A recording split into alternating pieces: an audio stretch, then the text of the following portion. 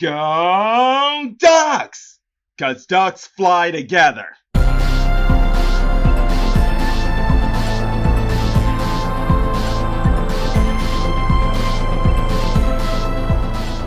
What's up, YouTubers of the world? MegaGeekMixer here for episode 2 of Mega Throwback Mixer. Now going into the sequel of the Mighty Ducks trilogy and my personal favorite of the trilogy, D2 the Mighty Ducks. And yes, I know for some people out there who have their rankings, just understand we've all got our different rankings and let's just respect that. But I take nothing away from the original movie because without the original, we wouldn't have been where we were with the other two films. But nevertheless, my personal favorite, D2 the Mighty Ducks. Why is that, you guys may wonder? Well, for one, the games were more intense in this one. And in my opinion, we got to see a little more of these characters be more fleshed out. Because in Mighty Ducks, we had some characters fleshed out, just not as much as we did in this one. And yeah, in this one, some characters returned who were on the team, but there are a few who are on the team of the previous one who didn't return. But nevertheless, still, this was a great movie to me. Like I said, personal favorite, and the ending, the final game of it and stuff, it just had more intensity in it with that one and stuff. But now, having said that, my overall thoughts on why that's my favorite, let's just give in my overall review thoughts on D2 the Mighty Ducks. So like I said, most characters return. We got Gordon Bombay who's back, and unfortunately at the beginning he's in a rough spot because he got an injury after playing with the minors that could have led him to the NHL, if I'm not mistaken, for professional hockey. If you guys saw my last review and saw at the end, I said I'm not really big on hockey here. It's just like I said, just never got around involved in it, so it's not my sports really. But nevertheless, though, in the end, though, Bombay eventually was able to get help thanks to his friend's brother, the previous guy Hans from last episode's brother, Jean, I believe, helps him out when he recommends him to a guy named Don who works for Goodwill Sports and will have him coach a new team called the Team USA, but bringing back some of the old crew of the Ducks. And yeah, we get to see all of them come back together, and the Ducks are back together. But like I said, some people from the past film who were on the team don't return anymore, and we get new players. And these new players really bring something to the team. You got Luis Mendoza, the speedster. You got Dwayne Robertson, the hockey puck show-off. And then you got Julie the Cat Dabney, a much better goalie than Goldberg. No offense on you, Goldberg, but that's just the truth. I'm sorry, man. And of course, then you also got, what's his name? Oh, yes, Ken Wu, the figure skater, to replace the other figure skater, that Tammy Duncan, I believe her name was. And then a new enforcer that goes by the name of Dean Portman.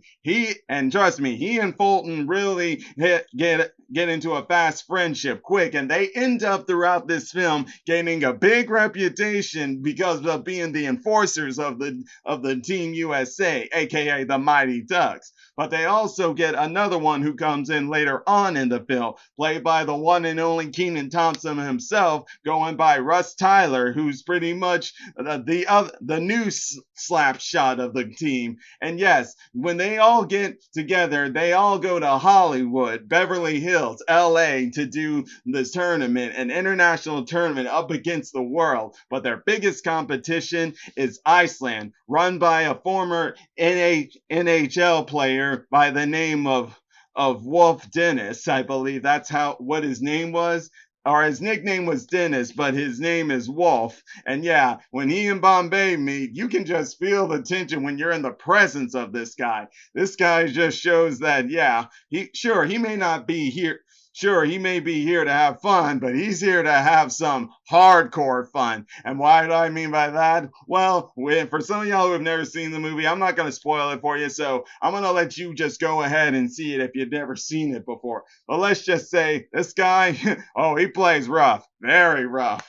But also some of the things that we get back in with this is that one of the things this movie can teach is how when you go to LA and you stay there for a while and stuff, all the stuff there can kind of get to you. Now, this isn't me saying that LA is a bad place or anything. No, because it's not the place that changes a person, it's the person that changes themselves. And trust me, and from what I've seen, yeah, when it comes to LA and all that stuff you're given and everything, it can go to your head. Why do I say that? Because that's exactly what happened at Bombay. All these press conferences, all these big flashy things that were going around. It was eventually starting to get to his head that he neglected the team. And it's even shown in his appearance when they take on Iceland for the first time. You can just see it by the way he's dressed and stuff, and how Iceland just creams them in that first round there. And after which, it's almost like Bombay kind of went back to himself, where he's all about winning and stuff. But like I said, it was mostly because of all the fancy stuff that he was being exposed to in LA. Though luckily, just like Hans did, you got his brother Johns, who this guy helps him wake himself up. Eventually, when Goran Bombay gets himself back together and then gets back with the team and starts focusing on them and helping them get ready to face Iceland again, we are also seeing here how like they're working with the team to help them hone their skills. And not just Goran Bombay. As I mentioned, each of the players here got to be more fleshed out here, because with each of these new players, we got to see their personality and how they help the team with where they were at the beginning to where they are later on when they get help from not just their coach, but from other people as well. Because yeah, while they're in Beverly Hills, they get to meet some people who aren't just fans of the Team USA, but also get to know the Ducks as well and help them later on down the line at the final game when they face up against Iceland. And as I said at the beginning, and that final game that is against Iceland for the championship, that is one intense game. You see each of these players getting their time to shine here in many ways possible, and it is just awesome. But I think my favorite part of it would have to be during the halftime, and as the Team USA Mighty Ducks are there in the locker room, Gordon gives them that motivational speech of saying how, basically, let me put it this way, how you do things from the easy way to the right way. And basically, he was doing that to teach them that we don't want to be anything like Iceland. Iceland are a bunch of jerks or a bunch of goons and this and that and this. Basically, he's saying have to be ourselves. We don't need to be what they are. And he's right. That's basically how it is in life. Sure, there are some people who are despicable and stuff, but do you really want to be that type of person just like them? Be despicable too? Yeah, that's something we always got to think to ourselves when we're meeting some people out there. But nevertheless, though, that speech was admiring and motivational, and it only kept getting better when they started going off on each other from where each of them are all from here.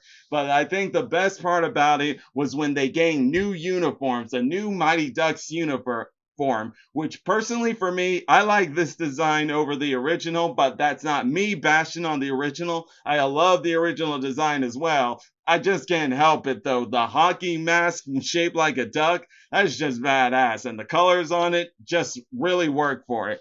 But nevertheless though, that along with them making it to the final of the game to where it's all into a shootout was something of incredible genius. Well, maybe genius is the wrong word, because I won't deny that during this film and stuff, there were some tactics that legally, realistically, you don't use. But this is a movie, guys, so let's not always put logic into it, because that's what really kills films if we're always going to look at it in realistic terms. But still, all the same though, I love this film. I loved how more fleshed out they gave us with the characters, with their skills, and with some backstories on them. And it really helped in us showing other things that you can relate to in real life, such as LA and how all that stuff can get to your head that you kind of lose track of yourself here. But I still love this movie. I'm not my second, my favorite movie of the trilogy. can't be beaten. The intensity, the commanding stuff, everything about it was great. But now, having said all that, guys, if you haven't seen it yet, please go watch it yourself, especially if you've already seen Mighty Ducks. And if you wish to, give me your thoughts on it if you've seen it before or not. If you have seen it, give me your thoughts on it. If you haven't, go watch it, then give me your thoughts on it. But having said all that, now this wraps up episode 2 of Mega Throwback Mixer, and I'll be seeing you guys for the next episode when I review D3 The Mighty Ducks. And until then, enjoy my videos. All you gotta do is click that like button, subscribe to the channel, hit the bell icon to be notified when I make more videos. And until then, MegaGeekMixer signing out. Bye!